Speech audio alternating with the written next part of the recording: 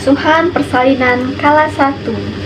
Yang pertama, mempersiapkan alat, menggunakan APD lengkap, kemudian menanyakan usia kehamilan, menanyakan riwayat persalinan yang terdahulu jika ibu sudah pernah melahirkan. Jika belum, berarti tidak usah ditanyakan, tapi tetap harus kita tahu. Kemudian mengenai masalah-masalah kehamilan, masalah kehamilan yang sekarang, misalnya ibunya ada merasakan mulas dan lain sebagainya, mungkin perasaan yang tidak normal dialami oleh ibu hamil. Kemudian menanyakan apa yang ibu rasakan selama hamil, apakah ada keluhan apa, terus kapan mulai mulosnya,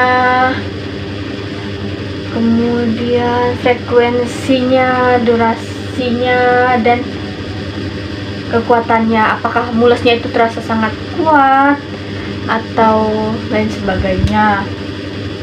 Kemudian menanyakan adanya cairan vagina, apakah ada lendir bercampur darah, apakah ada keluar cairan air ketuban. Kemudian menanyakan mengenai gerakan janin, apakah gerakan janinnya aktif atau tidak. Kemudian pertanyakan kepada ibu, apakah ibu sudah berkemih atau belum, tanyakan pada ibunya. Kemudian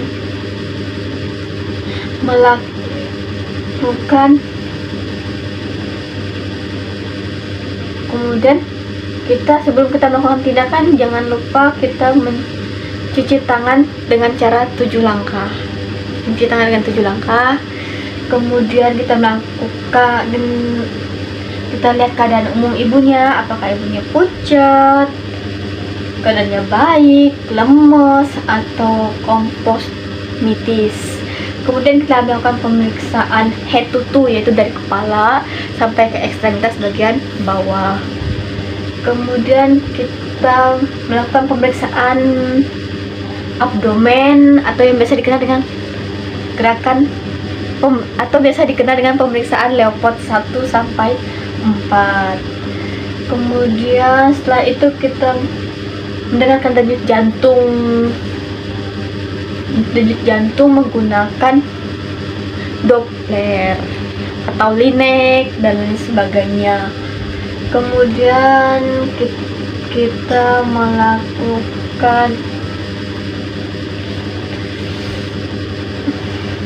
menyarankan ibu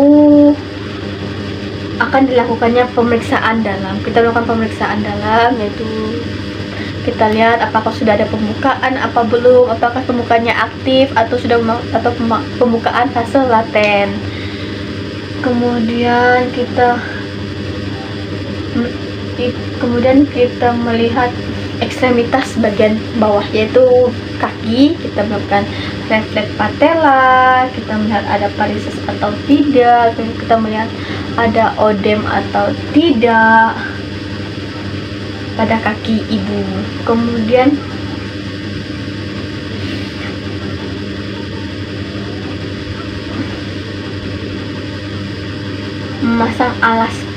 kita memasang alas bokong atau perlak.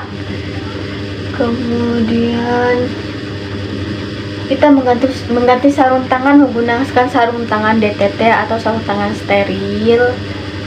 Kemudian bersihkan vulva, dan kita membersihkan vulva dan perineum menggunakan kapas DTT. Kemudian melakukan pemeriksaan dalam dan nilai vulva vagina, dan kita lihat konsistensi serviksnya, yaitu sudah pembukaan berapa, entah dia pembukaannya fase aktif atau fase laten. Kalau fase laten itu dari pembukaan 1 sampai 3. Kalau fase aktif itu dari pembukaan 4 sampai 10.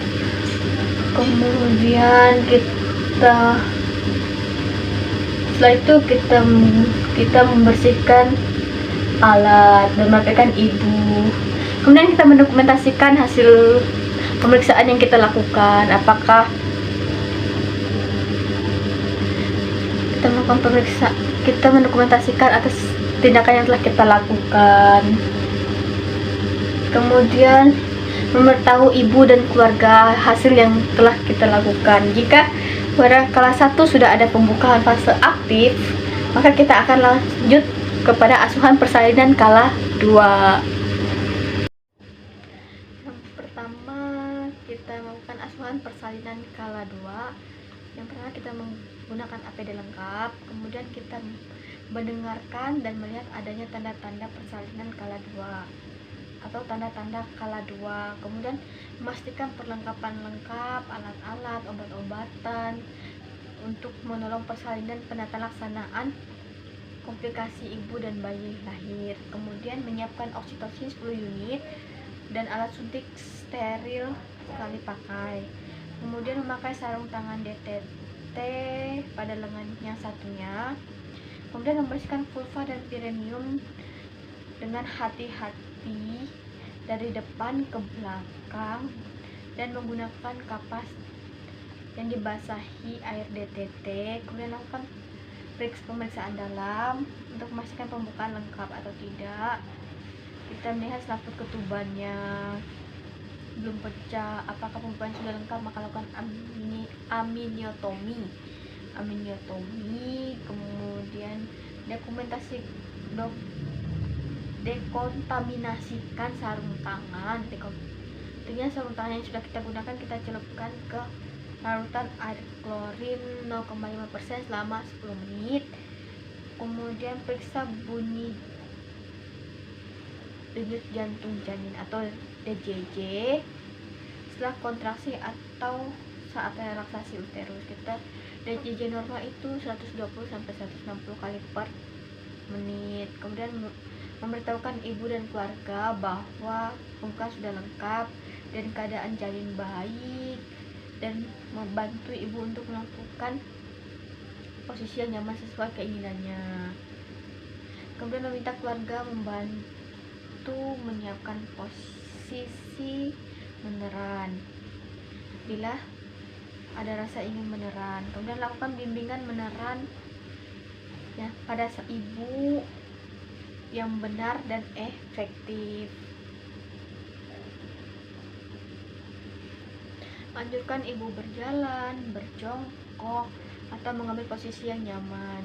Jika ibu belum merasa mules selama 60 menit atau 1 jam, letakkan handuk bersih untuk mengeringkan bayi. Jika kepala bayi telah membuka vulva dengan diameter 5-6 cm, kemudian buka partus set dan perhatikan kembali kelengkapan alat dan bahan. Kemudian letakkan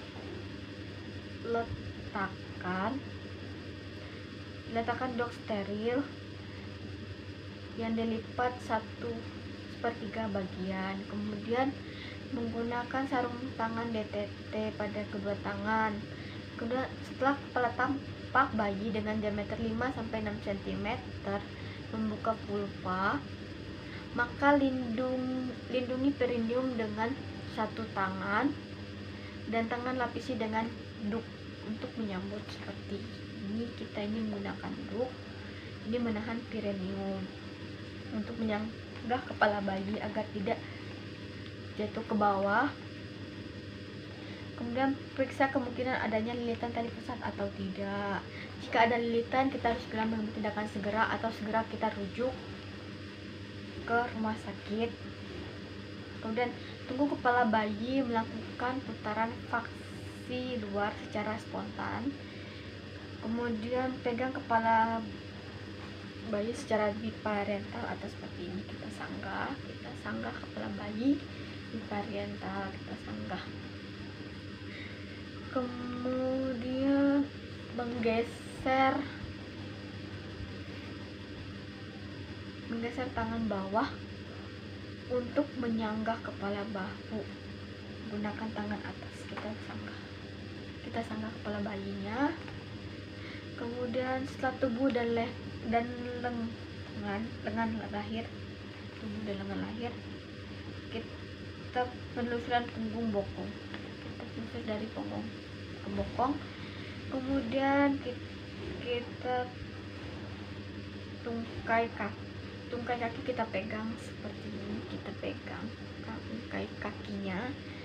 Kemudian kita lakukan penilaian BBLL, atau kita lihat apakah bayinya menangis dengan kuat, apakah bayi bergerak dengan aktif, warna kulitnya seperti apa. Kemudian kita lakukan itu, kita lihat lagi, kita amati, kita inspeksi. Kemudian kita keringkan bayi menggunakan handuk basah atau kain basah. Setelah itu kita akan pendokumentasian kala 2. Asuhan persalinan kala 3. Tadi sudah kala 2, sekarang kita lanjut ke kala 3, yaitu kita mengecek kelengkapan alat kita kembali. Kemudian kita melakukan palpasi abdomen untuk memeriksa kemungkinan ada bekas bayi kedua atau tidak. Kemudian memberitahu ibu bahwa ia akan disuntik. Kemudian memberikan suntikan oksitosin 10 unit secara IM di 1/3 paha bagian luar. Setelah melakukan aspirasi terlebih dahulu, kemudian kita menjepit tali pusat dengan kira-kira 3 cm pada pangkal pusat, mendorong isi tali pusat ke arah distal ibu, dan jepit kembali tali pusat pada 2 cm distal dan klem plasenta. Dan klem pertama, lindungi perut bayi dan lakukan pengguntingan di antara 2 klem. Kemudian kita lakukan IMD, kemudian kita lakukan pengecekan kandung kemih. Apabila penuh, kita lakukan kateterisasi, kemudian memindahkan klem pada tali pusat sekitar 5-10 cm dan dari vulva. Kemudian kita melakukan peregangan tali pusat terkendali atau PTT pada saat kontraksi. Satu tangan diletakkan pada korpus uteri tepat di atas simfisis pubis dan melihat tanda-tanda lepasan plasenta. Kalau plasenta sudah lahir, itu ada semburan darah tiba-tiba keluar seperti keluar. Kemudian memastikan pelepasan plasenta dengan perasat Strassman. Kemudian bila plasenta sudah lepas,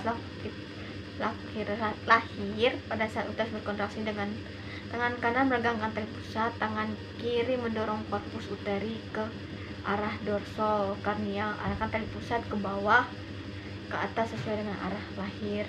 Setelah plasenta lepas, plasenta tampak 2-3 di depan vulva. Kedua tangan memegang plasenta, kedua tangan kita memegang dan perlahan tahan memutar plasenta ke searah jarum jam.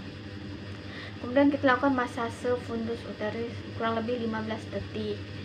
Kemudian memeriksa kelengkapan plasenta, kita ukur panjangnya. Panjang tali pusat normal itu 20 cm, kemudian kedalamannya 2-3 cm.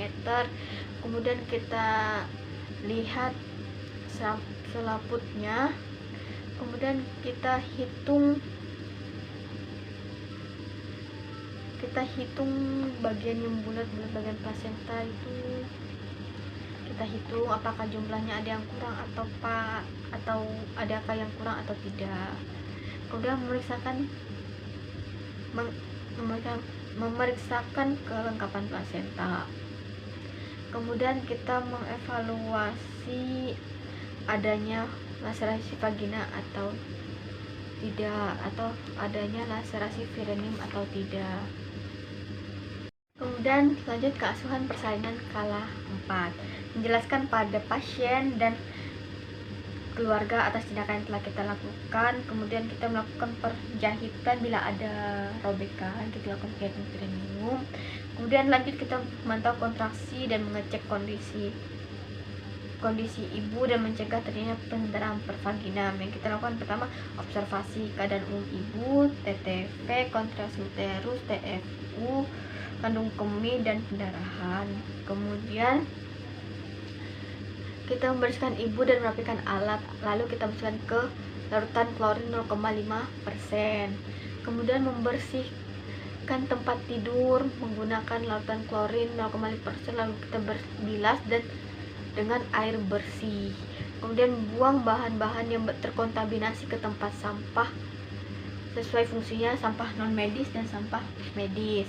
Kemudian bila kedua tangan sudah terkontaminasi, larutkan ke klorin 0,5% selama 10 menit. Kemudian cuci tangan dengan 7 langkah. Kemudian mengajarkan atau keluarga untuk melihat kontraksi air mengalir dan mengeringkan dengan handuk. Kemudian mengajarkan pasien atau keluarga untuk menilai kontraksi melakukan masase uterus. Kemudian pastikan ibu merasa nyaman, bantu ibu memberikan ASI, anjurkan keluarga untuk memberikan ibu minum dan makanan yang diinginkannya. Kemudian kita lakukan konseling pada ibu, yaitu konseling ASI, nutrisi, tali pusat dan lain sebagainya. Kemudian kita melakukan pendokumentasian seluruh asuhan kebidanan yang telah kita berikan. Kemudian kita lanjut ke pemeriksaan BBL. Kita mengecek kelengkapan alat, mengkaji riwayat dan keadaan BBL, memakai apron atau cemek kita menggunakan, dan masker. Apalagi musim pandemi kita menggunakan APD lengkap. Kemudian kita mencuci tangan menggunakan 7 langkah. Kemudian kita lakukan sarung tangan bersih atau sarung tangan DTT atau sarung tangan steril. Kemudian kita menilai keadaan umum tangis bayi, warna kulit, pernafasan, tonus otot dan gerakan. Memeriksa tanda-tanda vital, frekuensi nafasnya. Frekuensi normal itu 40-60 kali per menit. Terus frekuensi jantung itu 120-160 kali per menit. Kemudian suhunya itu 36,5 sampai 37,2 derajat Celcius. Kemudian pemeriksa berat badan dan panjang badan bayi. Kemudian pemeriksaan kepala, ubun-ubun, sutura, molase. Kemudian pembengkakan atau kaput atau kepal atau hematoma atau ukur lingkar kepala. Kemudian periksa telinga simetris atau tidak, daun telinga ada daun telinga, ada lubang telinga atau tidak, atau ada kotoran atau tidak. Kemudian periksa mata, ikterik, infeksi simetris, dan berikan obat tetes mata atau salep mata. Kemudian periksa hidung dan bibir dan langit-langit adanya sumbing atau refleks floating atau tidak. Kemudian periksa leher, adanya pembengkakan atau benjolan.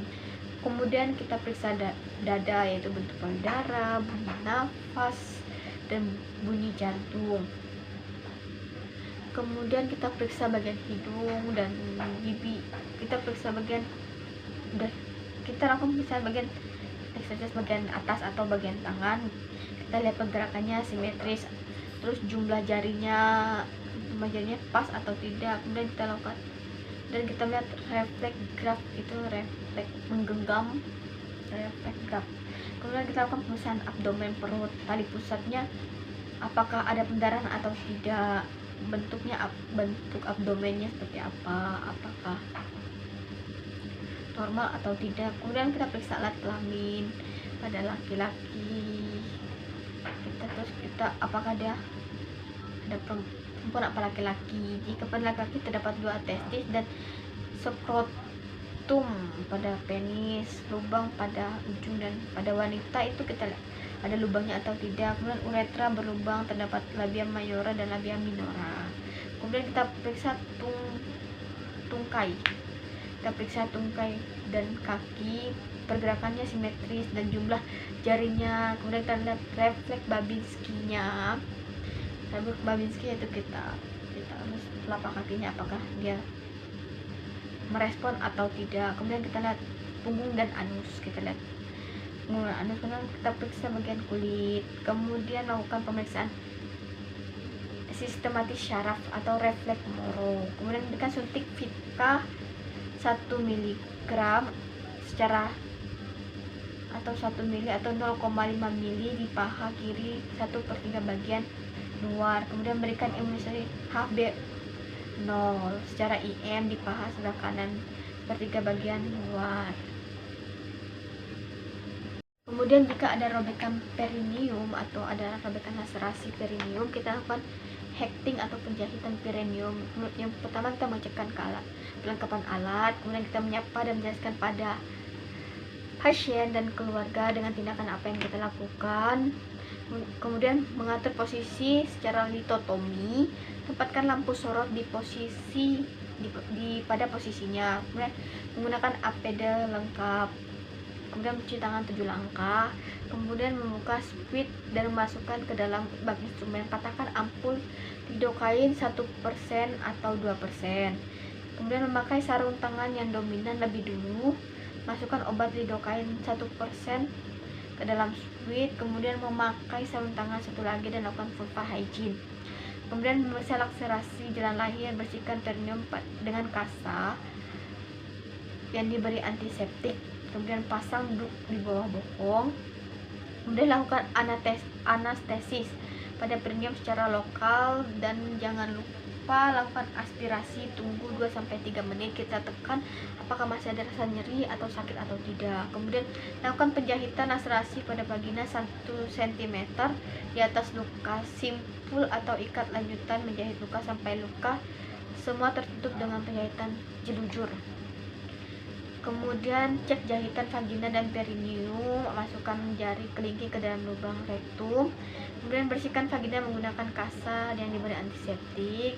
Kemudian peralatan yang sudah kita gunakan kita masukkan ke larutan klorin 0,5%, kemudian buang sampah infeksius ke tempat sampah infeksius, celupkan tangan ke larutan klorin 0,5%, lepas dengan terbalik dan rendam larutan klorin, kemudian lakukan cuci tangan 7 langkah dan memberitahu ibu bahwa tindakan sudah selesai. Kemudian kita lakukan pendokumentasian bahwa kita sudah melakukan tindakan secara tepat dan benar. Sekian dan terima kasih.